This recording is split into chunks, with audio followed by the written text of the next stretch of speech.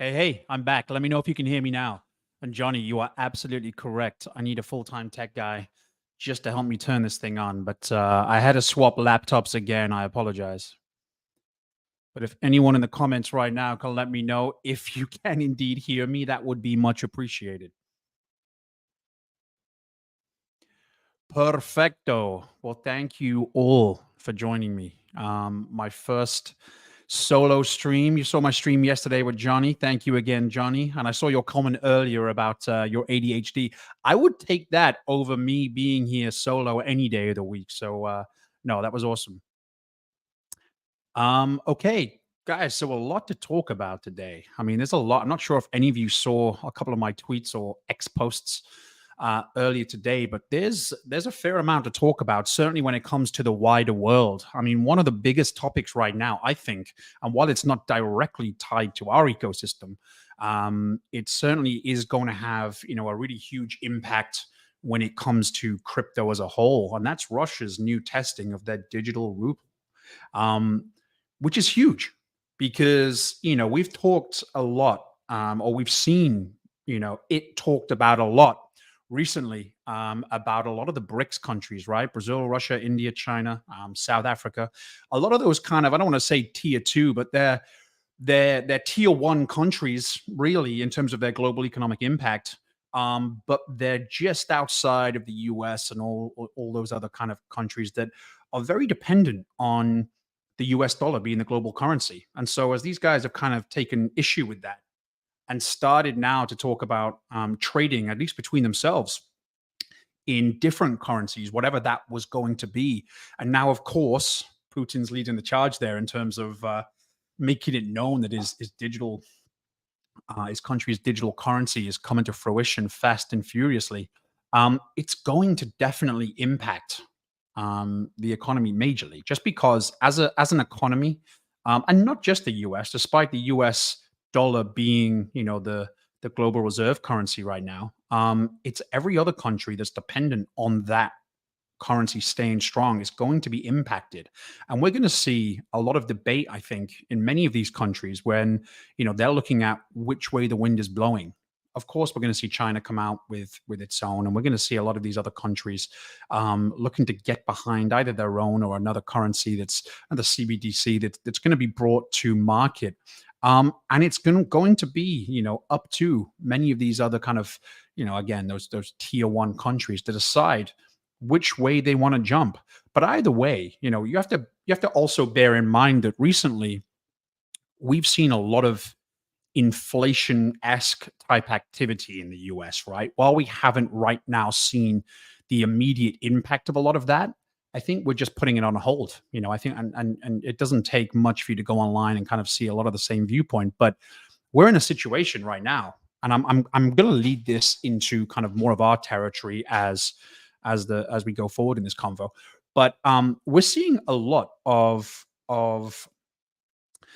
devaluing, or at least pending devaluation of the US dollar. We're already seeing it right now. I don't know where you live, but I'm assuming wherever you live, especially if it's in the US, you're seeing, pricing of just general everyday goods going up in value while, are not necessarily being paid anymore. And, a lot of people have posted about this recently. We haven't seen this kind of climate for quite some time. I think World War II, I think a few people have been referencing in terms of, this economic climate, or at least many of the factors inherent in it, being at play. And it always leads to, I don't want to say a recession, because a recession is technically 2 quarters of negative growth, right? It's going to be a little bit more than that. I think we're veering more into depression territory, which is a little bit or a lot of bit more serious. And I think that while all this is going on, there's no real coincidence that we're seeing a much bigger interest from a lot of the TradFi guys out there, right? A lot of the biggest institutional investment houses in the world, not just showing an interest, but actively jumping into the crypto space, however it's done right now with 2 feet, because they want to hedge their own assets against, a devalued currency. And so, right now, all fiat investment vehicles are beholden to the dollar in a lot of ways. I mean, not or at least their region's predominant fiat currency. And so It really is. The reason I'm highlighting this is because I think we have a tendency as certainly as an ecosystem, but a lot of the purest crypto heads out there, a lot of the OGs, we tend to get into our bubble a little bit, and we almost like, just by dismissing it a little bit or distancing ourselves, we automatically assume that we're going to be protected, right, from a lot of this influx coming into crypto. A lot of people tend to believe that because we have a certain belief about crypto, because we want things to go a certain way, and maybe we don't need some of this institutional funds that's coming in or the impact that they're going to have, that it's not going to happen. But I think it's inevitable, right? We're seeing a lot of this, a lot of the news showcasing just all the various different ways that a lot of these folks are looking to get involved. Spot ETFs being hugely, impactful right now. And I think that if I saw the news today or yesterday, I know that ARK Invest, Kathy Wood, was expecting her application to either be approved or declined by August 13th. And I forget who had posted this. That made me look into it a little bit more. But I think that's the date. And even something like that is going to open the floodgates now, you know, as to how much energy these other applicants are going to put into the ecosystem, right? Because and I'm going to name some names just because they're out there, and it's important for us to know who they are. But ARK Invest, obviously one of them. BlackRock's one of them, right? We have Fidelity. We have a lot of massive institutional players who right now are kind of on the fence, or at least waiting, with bated breath as to if they're going to get the allowance for these ETFs to come into play. And if they do, you think the media attention, the shift in narrative has changed just on the lead up to this? As soon as there's the official go ahead, and I'm sure they already know, but as soon as there's the official acknowledgement that they have been approved, that media influence is going to shoot through the roof. And we're going to start seeing a lot more of that media impact infiltrate the crypto world. And it's a debate, right?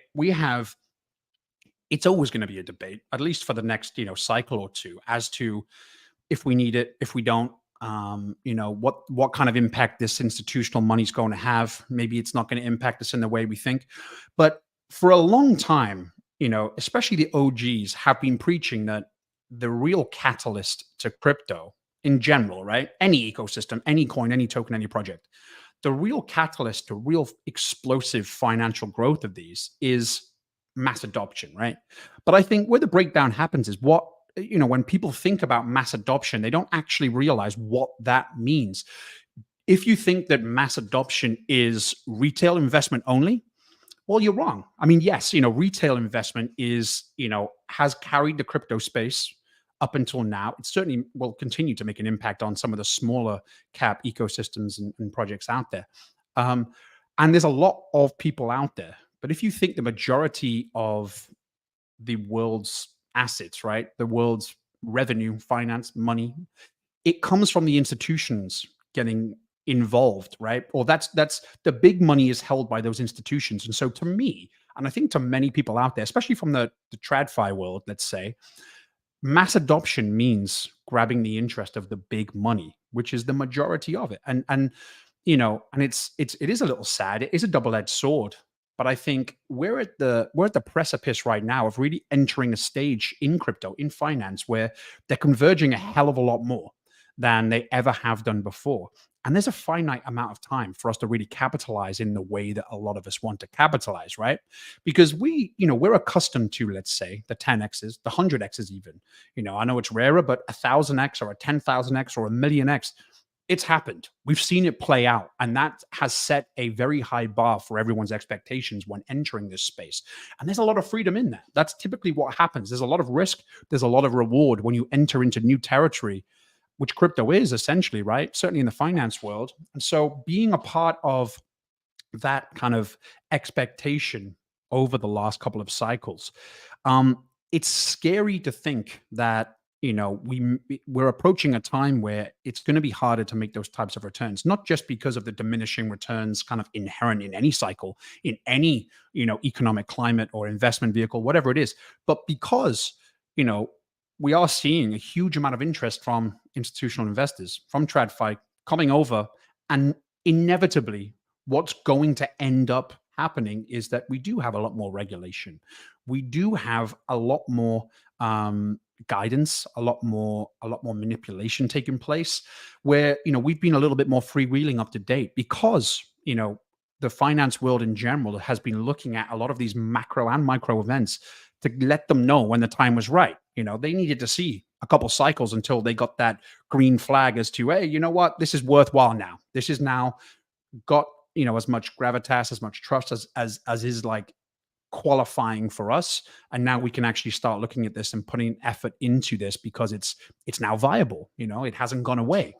And I think that as I say, that's a real double-edged sword, in that we're entering a period of time where it's almost like a sweet spot. And this is what I would encourage everyone to start thinking about their bags, because you can be a crypto purist. You can be very protective over your assets, the rights, the freedom, the control, all of those beautiful things that we love about certain crypto projects and ecosystems, our own, Pulse Chain included. But sometimes you have to take a step back and use a little bit of foresight, in my opinion, and see which way the wind is blowing. A lot of this stuff is inevitable, and if you're thinking about holding on to your traditional crypto values at the expense of being able to adapt and pivot to what is essentially going to be a new crypto landscape, I think you're going to be putting yourself at risk. And this may sound obvious to a lot of people, but I do think that especially a lot of the OGs in the space who know a lot about crypto, the reason they got involved, the reason that they really started putting trust in certain projects was because they see that there's some serious flaws in the fiat currency world and the traditional investment vehicles that are available there. But it's changing. It's going to change. How fast that happens, is still up for debate. What I do think is certainly over this next cycle, we have probably one of the biggest opportunities to capitalize that we've ever had. And that may be kind of, me being on the optimistic side, but knowing that there are more regulations coming down the pike, knowing that we are now capturing a lot of that traditional finance attention, energy, and money. We have a real situation, especially if you're in the Pulse Chain kind of Hex ecosystem, where, as I've stated before, we're kind of positioned to grab a lot of that market share, a lot of that new revenue coming in the sweet spot between new interest and regulations taking over. And look, some of these things may take a cycle or two until real regulation comes in. So I don't want to be a doomsday sayer and tell everyone that this is the last time. We've heard that time and time again. Right now, though, from where I'm standing, I mean, it looks like we're going to start seeing a real expedition of those regulations coming towards us, right? And look, we as a community, right? And I say we, I'm talking about Pulse Chain, Richard Hart, all the beautiful things that we love about this ecosystem. We have a real good pedestal to stand on. At first, to keep shouting from the rooftops, what we're all about, and attract some of the more experienced crypto folks. And by more experienced, I mean not entering the market right now with no background knowledge. You could have been in crypto for 6 months, and you probably have enough knowledge and experience to start really appreciating the unique selling points that Richard Hart has been preaching for a long time. He's a very smart guy, and we can talk ad nauseum about the various issues in how he's delivered that message, or who he's delivered it to, or who he's speaking to, what the audience includes. But ultimately, it's always going to take someone going through the ringer a few times, at least once, before they get truly converted in the way that it makes the most sense, right? And so my opinion on this, and Johnny, I know if you're listening still, I know that we don't necessarily agree on this side of things, but I really do think that if you're in the space now, you have set some kind of position. And if that position, in my opinion, again, this isn't obviously financial advice and all that good stuff, but if you have set your position within an ecosystem like ours, and I'd say, delegate throughout the ecosystem. There's, we can debate at nauseum again, in terms of which hex is better, which Pulse Chain versus PulseX is better. I think, again, it's too early to really make any judgment calls on a lot of that. But knowing that we're teeing things up for what could be the mother of all bull cycles right now, I think that you have a real shot of almost making your fortune, let's say. And I don't want to throw that term around, depending obviously how much you've been kind of strengthening your position in this stuff.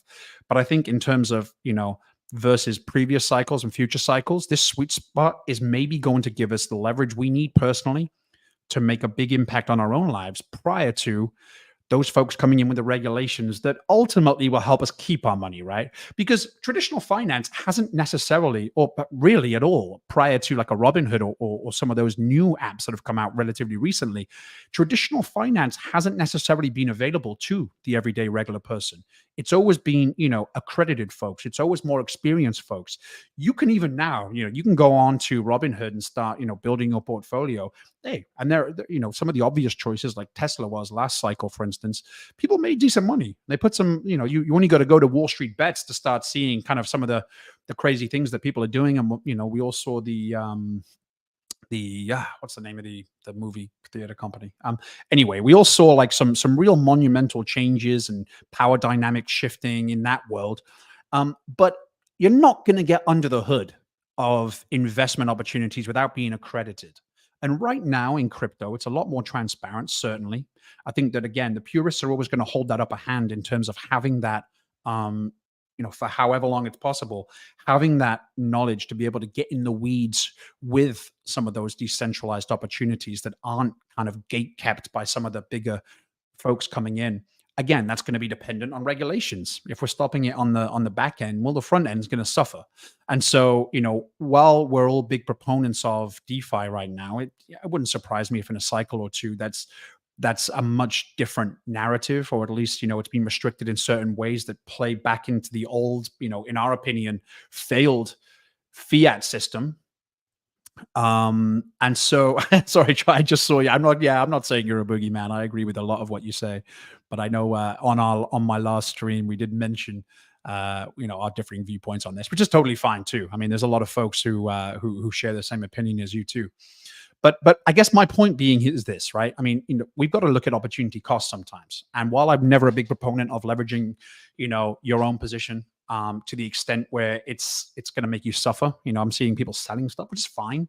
I think that right now we're in a sweet spot where opportunity meets interest, and by that I mean we are set in an ecosystem in a crypto climate that's going to have a lot more of this institutional money coming in, where we really want to make sure that we're leveraging it in the right way and not missing out. Because I would hate for anyone watching this stream, or even the folks who are just interested in this space right now, come back the next cycle, or even God forbid wait until the bull cycle before they start getting involved and have to go through what so many other people went through, selling or buying the top. Don't look back on this and think, oh shit, I really wish that I had started really strengthening my position, not just because it makes sense in a bear market, providing you've done your due diligence, you've listened to a number of different opposing viewpoints, and you actually like what you're investing in. Once you've done that and you've got your head around it, buying in a bear market is far more appealing than when you start seeing some green candles. What's changed aside from price, right? And we have a lot of people here in our space, by nature, because it takes experience to really acknowledge the unique selling points that Richard Hart's been talking about, I think, or it has to date anyway. It's getting easier to onboard people. But I think that a lot of folks are really starting to see, I don't even know where I was going with that, but they're starting to see the benefit of investing in a bear cycle into something you believe in and then reaping the rewards when the time comes, right? Until that point, I think we touched on this yesterday too. Set it and forget it. You don't necessarily even have to keep buying in with dry powder right now. If you're one of those people who have a very fickle nature, take the control. This is the whole delayed gratification, kind of taking to the next step. Don't just lock it up or take it upon yourself to have that discipline to not even look at your portfolio. Yeah, you can keep up to date. I mean, there may be a black swan event you may need to be made aware of, but unlikely, right? Certainly in the way that would kind of devalue everything. The amount of interest coming in from outside sources now, that black swan event's going to really have to take on some, incredible role to make our current portfolios not gain value in the bull cycle. And I'm not afraid to say that. A lot of people seem to be taking a back step on the value they're seeing in certain ecosystems, or whether it's like almost like they've just succumbed to the media, to the sentiment. This is where you make the power moves. This is exactly where you enter a market because you believe in a project or a token, or even just crypto in general. You could be buying Bitcoin and Ethereum right now. Common sense would dictate you're going to see a better return, come bull cycle, than certainly what you're seeing now. So the portfolio you're looking at now should not be converted into USD. It should be in the accumulation of the native token that you're accumulating. And the more of those you get, the bigger the compound effect when prices start going up, right? That sounds pretty obvious to a lot of people. But it is worth saying. And I think that inflation is adding into that. And this may be very, very macro, and but I also feel like, as I've mentioned before, we don't want to get stuck in a bubble. We got to be paying attention to these macro events to make sure that we are positioning accordingly. Inflation's huge. It's a big worry, and it's something that, yes, it's always been remedied to a certain extent. But why have that opportunity cost during that recovery period when you could be using those funds? You could be more wisely investing your assets over that time, so you do not just maintain the value, but you see a big return when that momentum really starts kicking up a gear too. And look, we don't know, we're going off the halving, right? Because that's notoriously how things have happened. But it wouldn't surprise me if bull territory at least kicked off a little sooner, just because all it takes is a little bit of news from some of these spot ETFs going I say the right way, but going the right way for the folks who are applying, and then we start getting that momentum right out of the gates. It's also important to note too, and I want to be clear that when I'm talking about some of this institutional money coming in, when I'm talking about these spot ETFs being applied, I'm not. I know where the money's going to go first. It's going to go to Bitcoin. It's going to go to Ethereum indirectly, right? You're going to get some of these giants coming in, Charles Schwab, Fidelity, all the names that we've been talking about.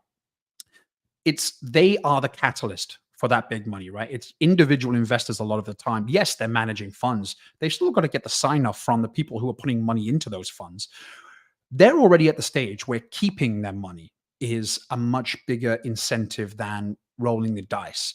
And so they will trust these big names to come at, to take their own approach and this may sound, again, obvious to a lot of folks, but just who aren't really aware, they want to see their money handled by folks who are indirectly investing for them. So it may only be a percentage of their portfolio or a fund that they're managing, but essentially, these guys are going to take that money. They're then going to spend, they're going to go out there. They're going to put their money directly into, a Bitcoin to begin with, for instance. And so, that's the introduction of those traditional investors. They're not learning about crypto necessarily. Hey, maybe they'll start seeing some decent returns, certainly in this bull market, and that will kickstart a whole new, generation, even if it is an older, more wealthy generation, to start thinking about crypto outside of just, oh, I'll let my fund manager handle it. But, they're not the folks that are going to be taking an interest in crypto. And that's totally fine, because we just need their fund managers to convince them to put their money into a fund that really gets into all of the crypto space. It's the trickle down effect of that income that's going to affect us specifically. For those of us who've been in the crypto space and gone through a few cycles, in the past, we're not buying Bitcoin, right? Well, I mean, if you are, it's hopefully just a one part of your portfolio that you're kind of seeing as just a more of a secure blue chip investment. But most of us don't have enough money to retire, right? The only way you're going to retire is by really trying to be selective in what you're investing in, going kind of all in on that, right? We've seen a lot of people talking about going all in on the Richard Heart ecosystem. And, while on paper, for those who have money, it doesn't make sense to put all your eggs in one basket. Well, what other option do you have? I mean, you can spread it out through a number of different ecosystems, but what are you going to do? Cardano, Solana, they've already gone through a bunch of real big price movement in the past. And yes, I would imagine that they're going to see, certain projects are going to see some positive price action just due to the nature of this whole thing moving in that direction. But as a new ecosystem, I can't really argue with folks who have gone, dove in with 2 feet, because that's how you get to the point where you want to protect your money then, right? So it is a double-edged sword, and it's always a risk factor involved in this kind of thing. I just would hate people to miss out on the opportunity because they are not treating this as a finite opportunity in the sense of really making those big returns. And don't confuse it. I'm not saying that, those staked in Hex, for instance, either Hex are not going to continue making great returns. We'll see the impact of that ecosystem growth, that price movement for years and years to come. I don't think this ecosystem's going anywhere. And if you're staked, of course you're getting your percentage return, right? That's all you really care about. But the initial investment or the dollar cost averaging it right now, securing your position at a point where you're getting more for your money is huge. And whichever way the wind blows in the future, you want to make sure that you're capitalizing while you can. And again, some of this stuff sounds obvious, but I'm seeing so many comments in Twitter and or X rather, and Reddit and places where people typically go to panic and they're thinking about things in the wrong way, in my opinion, right? I think that there's a lot to think about. Hedging is one of them. You want to make a lot of money. You also want to make sure you're protected against some real big changes that are coming. Let me see if there's any questions, by the way. I'm sorry, I've been rambling for a little bit.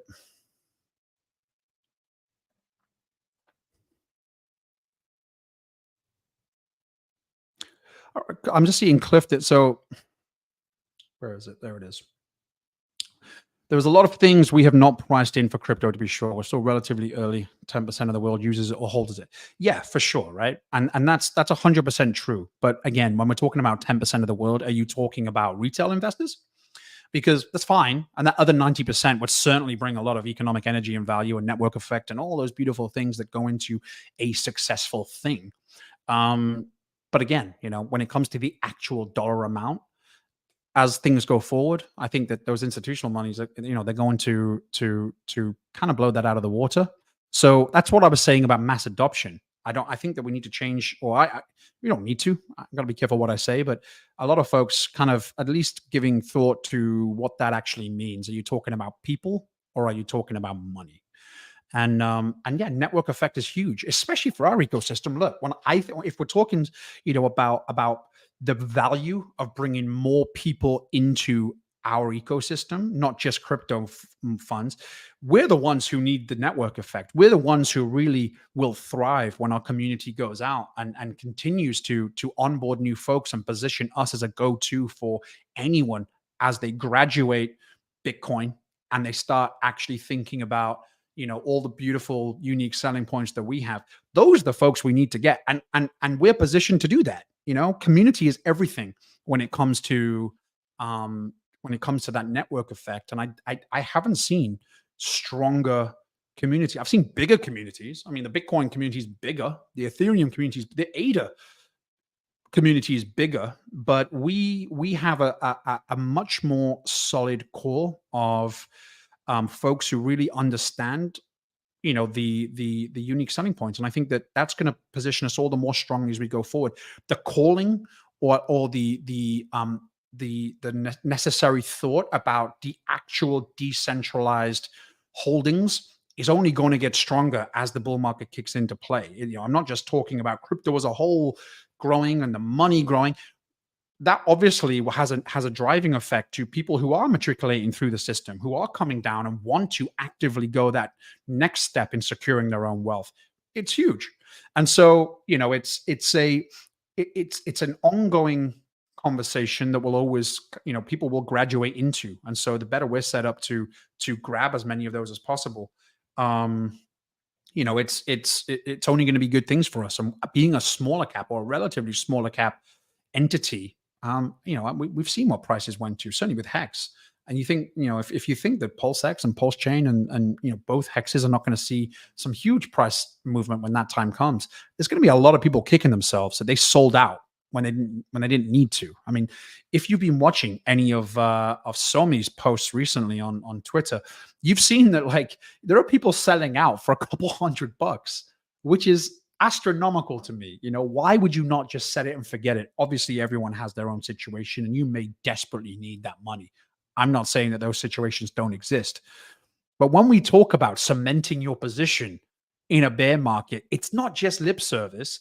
We're talking about actually getting a part-time job if you need it. Get that extra cheddar, that extra dry powder to secure these lower prices so that you don't have to dip into it. Selling right now, it just seems like you are probably, if you're doing it for those smaller amounts because you're panic selling, you don't necessarily need to. I'm sorry, you don't deserve to make any money when the bull cycle comes around because you have no conviction. I knew this question was going to come. What's your opinion on EHEX and PHEX?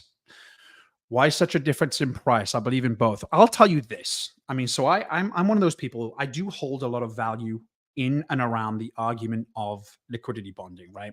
I think that just because I've seen it in so many other places, I think that holds a lot of value, and we're yet to see really how that's going to play out. It's been 2 minutes in the grand scheme of things, and so with liquidity bonding, it's not typically something that happens right out of the gates. It's usually something that acclimates to whatever ratio and then kicks into effect. So we haven't necessarily had enough time really to see to what extent that's going to be. And to be honest with you, even though I mean, look, there are a lot of arguments for PHEX being a better purchase because of the lower fees, right? Because of the intricacies in longer term and shorter term staking and what that actually means for putting money out and all of that stuff. I see that too. I definitely see that too. So I mean, a little bit of this also comes down to shiny new token syndrome too, right? I'm not saying that's the only thing driving it because, like I say, there are unique selling points for PHEX over EHEX, but there to play devil's advocate a little bit, there just isn't enough time to make that to make that assumption right now. What I'll say is, I mean, to be quite honest with you, if I'm buying right now, which I am, I'm buying PHEX because even though it's higher priced right now, I still think in my mind, doing the kind of algorithm as to how that cheapness and shiny object syndrome. That's it. Just given how inexpensive EHEX is right now versus PHEX, which is probably inexpensive too. Not just calculating backward from our previous all-time highs, but thinking that we'll probably smash through those as well is certainly my opinion on both chains. But I think that if I'm buying now, I'm buying new shiny object syndrome because I kind of think that that's going because it's going to go through its first bull cycle. That's the only reason that is really guiding my own thought, right? Aside from the lower fees and all of that stuff, new stakes probably will go into PHEX for a lot of people who have that thought process. But again, that liquidity funding is it's gonna pull it up. I think I strongly believe in that. And so, you got to weigh that up against EHEX being extremely cheap right now. And there are people buying it. You see on you go on and take a look at a lot of the transactions. It's some of the older heads too that are buying a lot of that because they've seen this play out. So I don't think there's a magic bullet right now. I think that as we've said and many people have said, really looking to take a piece of all parts of the ecosystem does make sense. I really think that yes, please do drop a like. I think that really spreading yourself amongst what is truly, and I'm gonna this is just my personal opinion, and I've early investor into Ethereum. I sold like everyone else. So unfortunately, I'm not sitting on a yacht somewhere telling you how much of a guru I am. A lot of those folks either had foresight enough to maintain their bags, or they just got lucky, forgot about their wallets. Like some of the people I know, and ended up working backwards from that luck and claiming that they could see the future. I wasn't one of them. I sold. I ended up going down and buying, some Bitcoin machines and trying to put them in another country in a warehouse that had security around. And then, that got taken off me. And I've gone through the ringer and I've been involved in small projects, big projects. I've made money. I've lost money. I think I have, from my perspective, I've gone through pretty much every scenario that someone would go through. I'm coupling that personally with my VC experience, my TradFi experience, where when I'd say when I'm weighing up my TradFi experience versus my VC stuff, the VC stuff way outweighs it, to be honest with you. But they kind of intersect in so many different ways that my time on the trading floor at Goldman's or at BlackRock, swear word, but I was there for 2 years, and I've seen the way that how it kind of operates behind the scenes, let's say, at least with like kind of go to on trading floor in the moment, or a week, a month, 6 months out, how that planning those planning conversations go.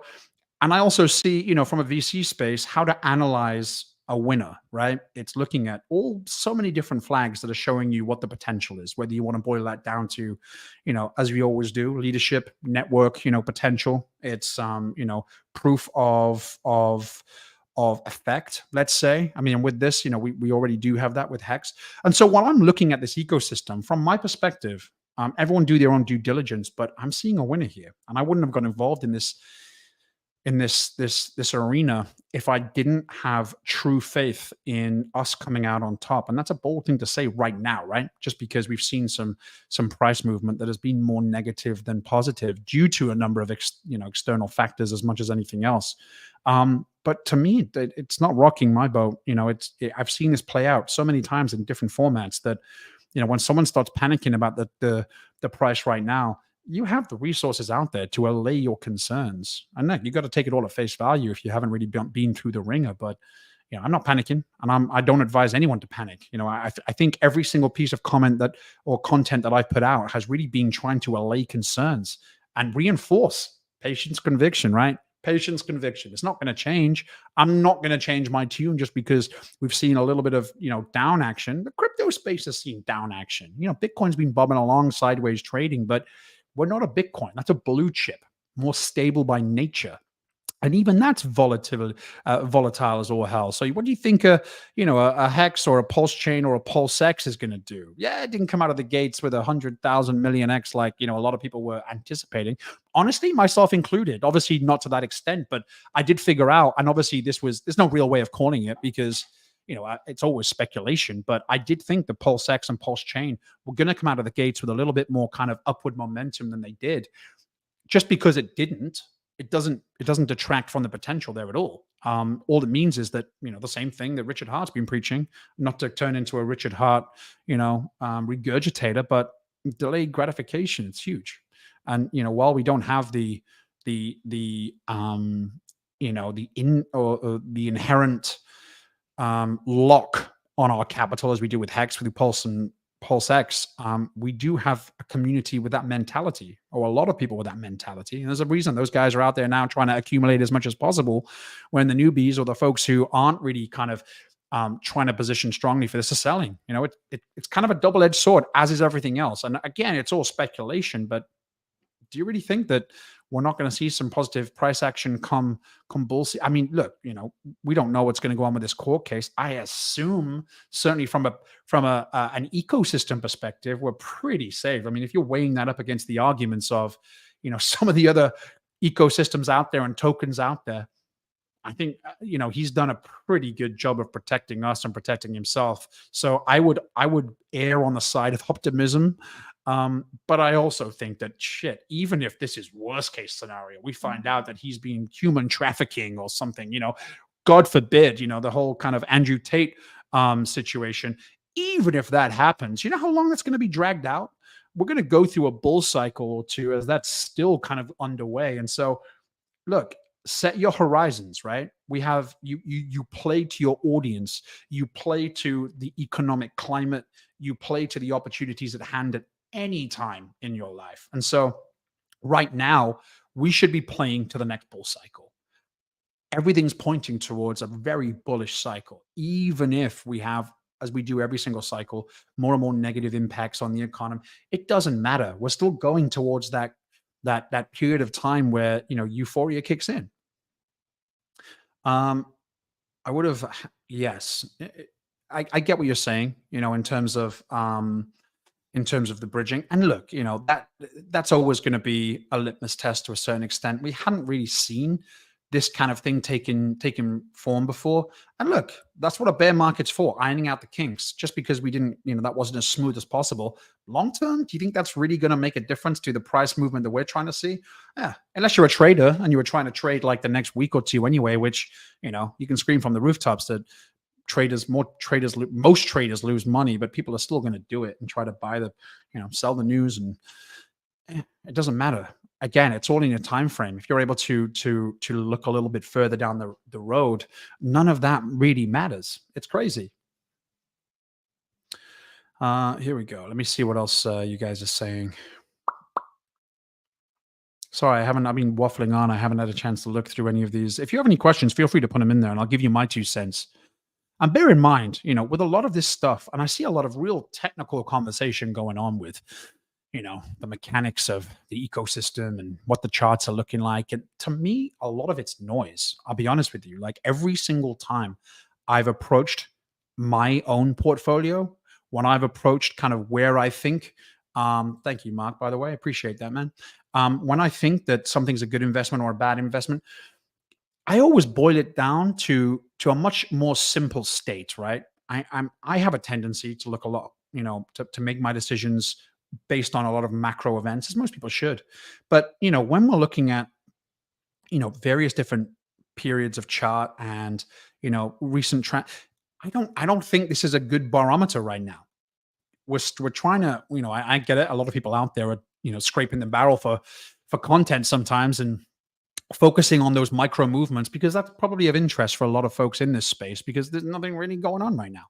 Um, but for me, I really don't think that there's too much impacting what we have to come right now. Um, until we start approaching, that bull territory. What did you say? I'm trying to see. I agree. So if it goes to zero, then the entire Richard Hart ecosystem dies, but that will never happen. No, I mean, look, there are always. Sorry, I'm going to highlight the right one. There are always, those worries, and again, not to be a full-on regurgitator, but Richard Hart touches on these things too. The same could happen for, the housing market. The same could happen for, the commodities market. Less so the commodities, I guess, but when you're looking at those doomsday events of something like Ethereum going to zero, I really don't think that's likely to happen because there's simply too much interest right now. And it's almost forming a foundation of the future crypto landscape, regardless of CBDCs, regardless of, any of those things that are taking place. It's just so entrenched and so open source in nature that I don't think that's ever going away. Or again, it's not going away anytime soon. You only care right now. You should only really care about the next cycle or two. Depending on, again, if you're 12 years old and you're putting your pocket money in and you want to make sure you're retiring, yeah, fine. But hopefully you start paying heed to, things along the way before you get there. Yeah, stake in a farm debt. I mean, why wouldn't you want to capitalize on your already invested funds? Again, that's the beauty of setting your timeline out, at least until this next cycle comes, right? Because you have time between now and then to try to make some funds before then. Put your money to work. That's investing 101. You want to use other people's time, other people's money, or in this case, other entities' effort and time and your own money, at least to begin with, until it starts compounding.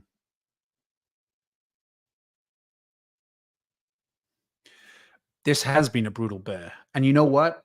This has been probably one of the most brutal for me. And I'll tell you why. That's because this is probably the most prepared I've been for a next bull cycle, right? So I'm a lot more vested now than I ever have been. And that's because, I mean, again, it comes with experience, right? You want to strengthen your position at a time when you're expecting a bull cycle to come, and it's and again, while we're working off a template, really, with it, even off that template of when cycles have kicked into gear, um the it's still a brutal waiting exercise. And I think it's coupled with the fact that we're in a very new ecosystem, albeit Hex has been around for a while. But with a new ecosystem, you still have that, we're still new. Our growth is dependent on a number of things that a marquee kind of blue chip crypto doesn't necessarily have to rely on anymore because they already have kind of inbuilt inbuilt acclamation at this point. But I really think that for me, this has been brutal because there's been so much movement, so much evolution from outside of crypto too. And I've said this before, for the longest time, it's always been, you know, at the tip of people's tongues that a lot of this traditional money's coming into crypto, but it's always been within the crypto space that that's being discussed. Now we're seeing a lot of external conversations taking place, and that's a stress. It's a little bit anxiety driven, just because when the SEC, the government get involved, all of a sudden we're no longer in cowboy land where we are beholden to just simply selecting a project or a token that we don't think is a scam and trying to look after our own interests that way, which again comes with its own, its own risk factors, obviously.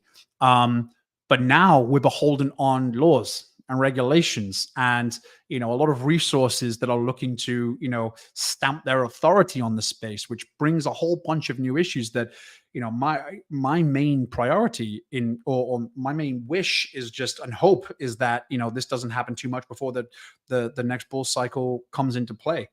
So yeah, and again, I know I maybe have a bit more of a unique um take on this than some who are a little bit more purist in nature. But for me, I'll be honest with you, I'm playing cycle to cycle. And while I'm not a trader at all, I don't advise it. Even in fiat world, I don't advise it at all. But I'm kind of a mid to long range investor. And when I say that is, 2 to 4 year increments at least, right? So yeah, I get what you're saying. I mean, I totally get it. It has been totally brutal. What is your opinion on the timing of the bull run, Ben? I hear. So, look, yes, I mean that's a thing too. But I also don't want to fall into the trap of saying, "Hey, you know what? You know, it looks like it's coming earlier because we've hit it previously by a number of different." There's always something. There's always a catalyst that, in the moment, is seen as extremely impactful and new, and we've never seen anything like it. And lo and behold, we still follow the trend that has happened previously, right? So again, you got to approach this thinking that yes, there are I think certain strong indicators out there right now that show me that we could see a much earlier bull cycle. When I say much earlier, I'm probably talking like 6 months. We're not too far off it, right? I mean, so while we have our set dates in mind, I mean, it's not going to make so much of an impact either way. A lot of this, I think, a lot of that is going to be dependent on what happens with these spot ETFs, because while we have the normal bull cycle, which has really been, retail investors for the most part dictating that, and the sentiment seems to have just worked out that we're building around these cycles. Institutional money coming in is going to, like I say, it's the most money, and so that altcoin, well, it's gonna start with Bitcoin pricing going up, and then Ethereum, and then that trickle down effect as those funds matriculate through the whole crypto system. That could potentially push altcoin season faster. It all gets expedited, right? And then eventually those cycles probably will fizzle out to the point where we're no longer so dependent on a halving to be a sentiment catalyst for a lot of that stuff happening, and we start reaching a point of stability. Unfortunately, at that point, that's going to mean diminishing returns. But yeah, I think that again, yeah, I'm not really answering your question one way or the other in terms of whether I think it's going to come early or not, or giving you solid reasons why I think it's going to come early. I do think we have to be aware of that there are catalysts out there right now that could mean for the first time external factors that could come into play. I hope I made sense there. Um, Let me see. Let me go back up through the.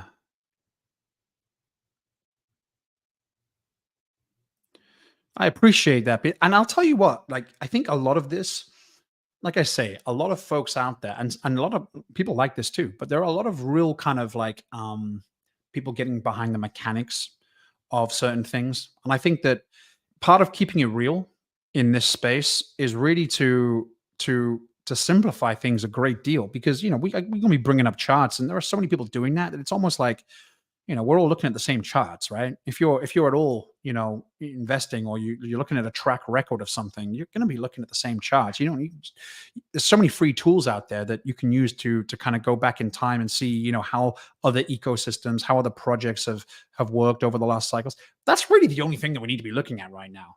Past experiences with similar, and there are so many videos out there showcasing that too, that I just feel like a lot of this, more often than not, a lot of the conversation, the narrative right now should be aimed at allaying concerns, and like just informing people that they don't have to panic now, because there are too many people living day to day.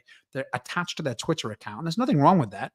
But I think that there are so many folks out there who are living day to day on that micro news that they're losing track of the bigger picture, and that's a worry. That's literally how media manipulation works, and it's tale as old as time. If you're new to crypto, or even if you're not new to crypto, now we're seeing a lot more media interest. Well, you're going to go through it for the first time, but it's literally how the world works, right? And so just drilling it into people that they can take a step back, use a bit of foresight, take it from folks who have been around the block, whether you choose to believe them or not, or put much credence in what they're saying is another thing, right? Only you can decide that. But you have the tools at your disposal now to be able to wait, to reap the rewards when they come. And let me tell you, I mean, damn, I've only probably been through it like once or twice, where in the crypto space anyway, where I've had some real good returns that I felt like were deserved. This is the most anticipated bull market for myself, where I've actually taken a much larger position in this world in general. For anyone who's been watching my channel, my background, again, I'm not obviously in more of the tradfi space, but my investments have been real estate. They've been, stocks. They've been companies. They've been, I've opened a couple bars and restaurants and things like that. Things that are outside of crypto. And I've always been active in the crypto space, but I've really tried to put my money to work in other avenues that have in my opinion, a bit more diversity and not necessarily, I'll hold my hand up and say that the majority of my net worth, let's say, I've followed the same tact that, a hedge fund manager would follow. Not to say that I don't run a hedge fund or anything, but I'm looking to protect funds. I'm looking to capitalizing markets that are steady and not quite as tumultuous in terms of, volatility, or the risk reward factor may not be as great, but at least it's there. And I know a little bit more about the fundamentals of business, let's say, than I do about market sentiment, or did, market sentiment with crypto, right? Which I didn't think anyone really had a handle on until kind of recently. So this is the first time that I've taken, a much bigger position in crypto, because like those folks, I see much bigger potential right now. That's why I'm in the Richard Heart ecosystem right now. That's why I love Pulse Chain. That's why I love PulseX. That's why I love both hexes, because they're standing strong and they're positioned. From my perspective, there's so much prime, real estate to be bought up in this ecosystem that I'm anticipating some real big movements. And less people seem to be saying it now, maybe because it's just been said so much. But when we start talking about this ecosystem being the topic of the next bull market, the story of the next bull market, I absolutely think it will be. I mean, for something to do better that isn't just a shit coin or a meme coin that Elon Musk decides to tattoo on his forehead and get some real acclaim, like, it would take something very, very strong to come out of the gates and make a bigger impact than we will make. And hell, shit, if that is like even on the radar, hopefully we'll know about it and we'll get a piece of that too. But I really think that we are primed for some exciting, explosive growth here. And just being patient is key. Yeah, that's it, Clifton. History rhymes. It doesn't always happen in the same way, but it rhymes. It's similar. There's always going to be perceived threats. There's always going to be perceived catalysts, and so more often than not, looking back at and this may be appropriate right now as well, but looking back at previous cycles may still be the best way to dictate what's going to happen over the next couple of months and years with us. Who knows? I do think that conversation is likely to change. My viewpoint will probably change depending on this spot ETF stuff that's happening. And as soon as I start getting wind of which way I think the wind is blowing, if it makes a significant impact, I will certainly be shouting it to you guys too. Agreed. I think again, I don't want to think, and I'm being transparent here. I don't want to think too far ahead into app, and I'll put my cards on the table from a staking perspective. I'm not staked until 2030. I got in too late, to be honest with you. Certainly with Hex, I wasn't an OG in Hex. I'm not an OG in Hex. My real impact. Oh, sorry. The my real point of what's the word, integration, let's say, when I first started learning about Richard Hart, it was already kind of almost announced. I think it was just before the announcement of like the Pulse chain. And even then, even then it was still a learning process for me. So I didn't get as big a piece of that Pulse chain sacrifice as I perhaps would have liked to at the time. I mean, in hindsight, obviously, it probably wouldn't have been a bad thing. But at the time, I remember when Pulse X came out, I went in pretty deep with Pulse X because I was really, like most people, I was I was regretting not taking a bigger piece because I got more educated by then, and I wanted to really make sure that my pulse. Since then, I've firmed my pulse chain bags up. Don't get me wrong. I firmed my hex bags up too, but I wasn't one of those folks who got in on the whole staking realm too early on. And as such, my belief, and this is going to be kind of maybe contradictory, certainly to a lot of the OGs out there, but I got to be transparent here. My take on this is I want to remain as liquid as possible come this next bull cycle.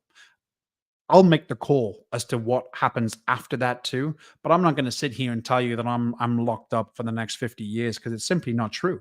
I will be looking to capitalize as much as possible on this next bull cycle, and that for me having the security of being liquid enough that I can enter and exit positions as I want. Even though I'm preaching delayed gratification to a certain extent, I just happen to get in a little bit later than I would have liked. Now the prices are low. I mean, look, it's an option, but I'm playing to the next bull cycle. That kind of brings us to another point, though, right? So someone asked me a little while ago, what the biggest difference is in my experience between some of the old like finance, TradFi folks who their mentality about investing, about crypto. And I will say this, as the winds are shifting, and this is happening more and more frequently right now, the mentality is shifting, and this ties back into kind of our devaluation of the dollar type conversation. The value isn't in the dollar, right? People are not necessarily looking at the realm right now as, hey, you know what, I want to get in and I want to get out, buy in with dollars, or make my trades right now, secure my positions, and when the bull market comes, sell out into dollars. That is becoming less and less of a motivator because you're not protecting your value. You're not becoming rich by protecting the dollar, right? Because we all know that currencies like that lose value. This has been known for a long time, but certain catalysts post COVID, post all of that stuff, where we printed out more dollars, certainly from the treasury than we ever had before. This kind of delayed inflation effect is probably going to kick into gear, and so a lot of these financial, old financial heads are looking for other stores of value. Of course, that is including the commodities market. I mean, gold, for instance, but crypto is one of those too. So when I tell you that I'm not staked until 2030, it's not because I don't think that it's going to be a very, very good store of value. In fact, I think that both Hex will be a much better store of value, and something to like, I may find myself, depending on what happens around that time, securing a lot of my own returns, hopefully, into Hex because it's a better store of value, and that's really what we're aiming for, right? But there are so many external factors involved right now that I simply don't know or don't feel comfortable enough to limit myself in some way. So again, it's all diversification. Maybe you want to have some dollars, some Hex, some. That's likely the path, and in fact, that is the path that I'm going down right now. So, for anyone staked for long, that's not a bad decision at all. Don't get me wrong. I think that's a very lucrative on both hexes. I think that's a great way to cement some of your wealth and your returns. But I just want to be transparent and say that I'm a big advocate of playing it cycle by cycle. I'm not a trader. I'm not doing day to day. I'm not getting wrapped up in micro events. I'm not letting the media dictate on a day to day, how I should be thinking, convincing me to panic sell, seeing some price movement from less experienced investors panic selling. No, that's not how money's made, right? So I'm in it for the long term. I think this ecosystem's in it for the long term, and I do imagine myself, as we start approaching and exiting this next bull cycle, to take a bigger stock of my my locked up Hex. I will be staking probably more and more depending on how things go, right? But yeah, I mean, you're right, Archie. There it is. It's the BTC. Look, we've seen it before, right? I mean, essentially, Richard Hart came to this whole thing and he said, look, what are the three biggest entities or most influential entities in the crypto space at that time, not including like a Coinbase or any of those centralized exchanges, because that doesn't make sense to compare, right?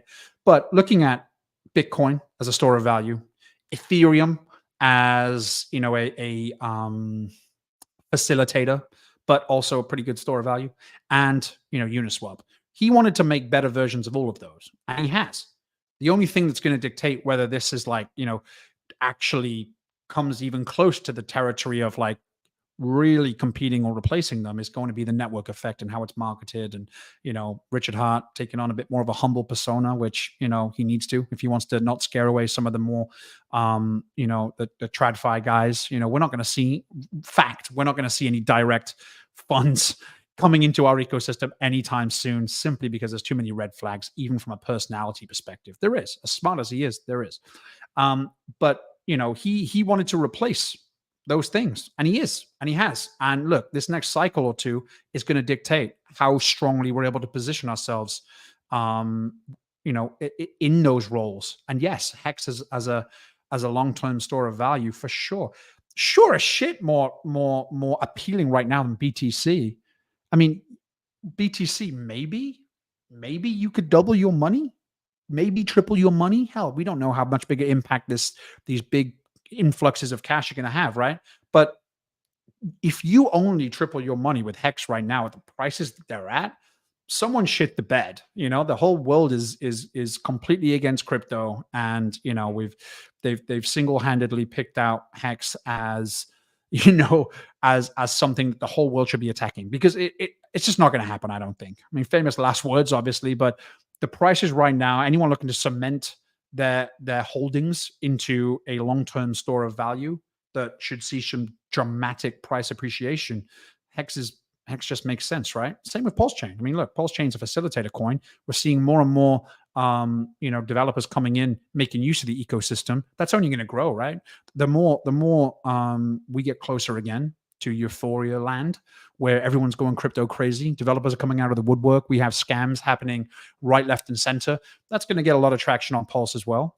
Then again, not to beat the same drum, but we've got a lot of those big guys coming in, putting money into the top cryptos. They're aware of Ethereum, but then the folks that are already aware of Ethereum, they're graduating Ethereum. They're coming down the real DeFi. They want to see, they want to explore that world, and that's a big market. That's a big market that we're prone to take as much of that market share as possible. You may have even seen the Coinbase launching their recent L2 on Ethereum. Fine, is that potential competition?